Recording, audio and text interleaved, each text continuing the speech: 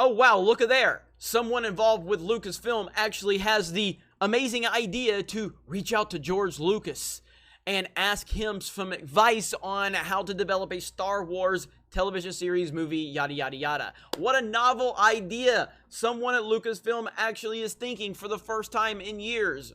This is something that Kathleen Kennedy has failed to do, J.J. Abrams has failed to do, Rian Johnson has failed to do, Walt Disney World Disneyland failed to do. They didn't want to talk to George about Galaxy's Edge. I've talked about it many times. I've talked about the fact that I'm not a big fan of the movie Avatar, but when I go to the land of Avatar, Pandora at Walt Disney World, it is truly a mind-blowing experience.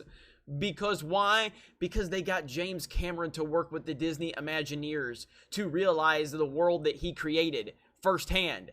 And when you go into it, it blows you away. You go to Galaxy's Edge, and you're like, this isn't, what? What is this? This doesn't feel really a whole lot like Star Wars. It's kind of like, all right, cool, I guess.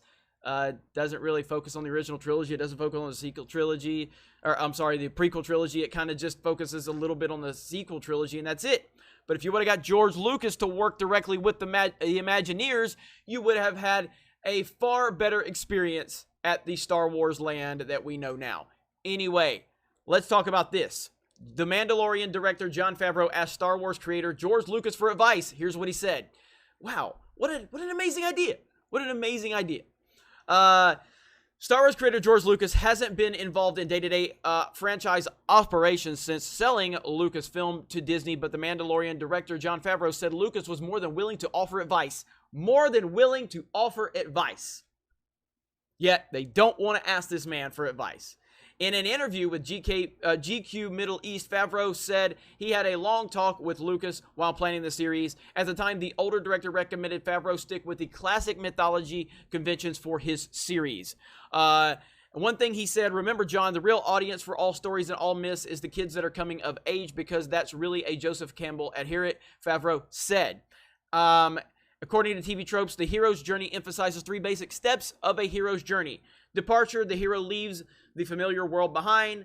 Initiation, the hero learns to navigate the unfamiliar world of adventure. Return, the hero returns to the familiar world.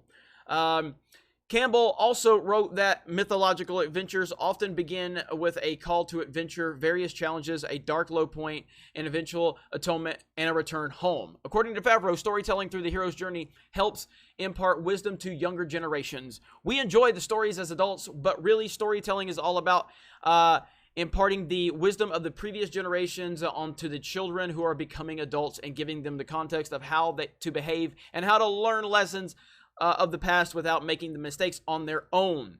According to Desert News, The Mandalorian follows Pedro Pascal's Mandalorian gunslinger following the events of Return of the Jedi. I mean, Favreau, I like Jon Favreau a lot. I didn't like The Lion King. I didn't like Jungle Book, but I like Favreau. He's done some really cool things. And Favreau, at his core, is a very big Star Wars fan, but he's also a talented filmmaker and a producer. So, I'm pretty excited for The Mandalorian from that aspect, but the fact that the man has the foresight to reach out to George Lucas and get his opinion and advice speaks volumes in terms of what Jon Favreau is bringing to the table. I don't know how many times we've repeated this, but do you think Rian Johnson took this approach? Of course he didn't. We know he didn't. And we see the end result, where there's no respect for Star Wars. There's no respect for what came before it. There's no respect for what came or comes after it. There's no respect for any of it. There's only what Rian Johnson wanted to do.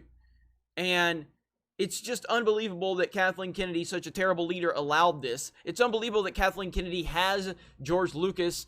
She has contact with him. The man handed her the goddamn company. She has contact with him. She has the ability to reach out to him to get his advice, but she never does. Why is that? Explain that to me, Lucasfilm. But I'm just happy that Jon Favreau is doing this. It gives me more hope for The Mandalorian. When I was already pretty excited because I was at Star Wars Celebration and I saw the footage for The Mandalorian, and it looks really damn good. It looks really damn good. So, I don't know. We'll see what happens, but reaching out to George speaks volumes to me.